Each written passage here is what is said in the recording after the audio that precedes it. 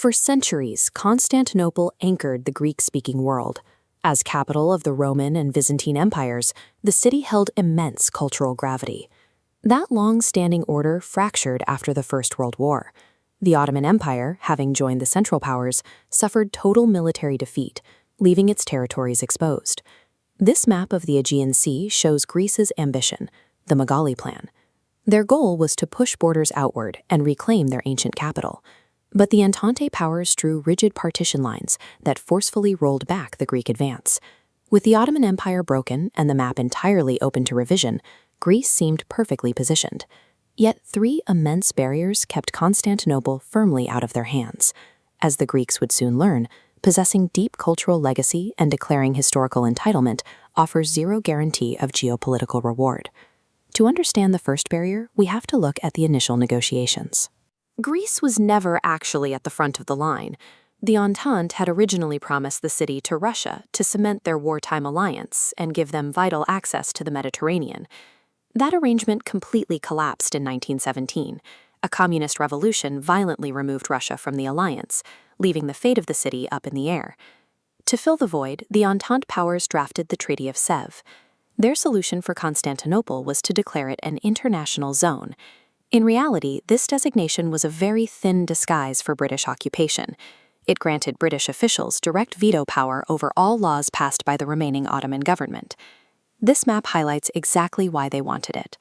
By occupying this specific zone, Britain secured absolute control over every vital naval choke point entering the Mediterranean Sea. Global empires operate on calculated self-interest. Securing critical shipping lanes will reliably override the territorial ambitions of a minor ally. The second major barrier came down to how the Entente evaluated Greece. The Greek government argued they were the rightful successors to Byzantium. The Entente firmly rejected this. British diplomats looked at Greece and saw a modern nation-state, ruled by a German king, possessing zero practical connection to the ancient inheritance of Rome. British intelligence dossiers from the time point to a stark geopolitical calculation. Handing over one of the world's most vital cities would have instantly elevated Greece into a middling European power overnight. Since Greece had been a highly reluctant partner during the First World War, the Entente had absolutely no interest in handing them that level of strategic leverage. In high-stakes diplomacy, your perceived utility at the negotiating table matters far more than your ancient historical arguments. The final barrier was a physical one. While the defeated Ottoman government and the victorious Entente carved up the map on paper, the Turkish population refused to accept the partition.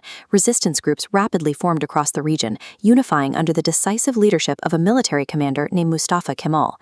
Kemal launched a highly effective military campaign. He systematically defeated the Greek forces who had landed in the west and pushed out the French military in the south. Kemal then turned his victorious forces directly toward Constantinople. He issued a blunt ultimatum to the occupying British military: withdraw immediately or face total war. The British government assessed their position. They were exhausted from the First World War, their allies had abandoned the occupation, and the domestic appetite for another massive conflict was non-existent. They chose to pack up and leave. This rapid military reversal forced a new round of diplomacy. The resulting Treaty of Lausanne officially finalized the modern borders of the new nation of Turkey. Constantinople remained firmly under Turkish control, and Greece's dream of a renewed Aegean Empire was permanently broken. Diplomatic agreements and historical entitlements are fragile. They instantly evaporate the moment they are confronted by boots on the ground and an absolute willingness to fight.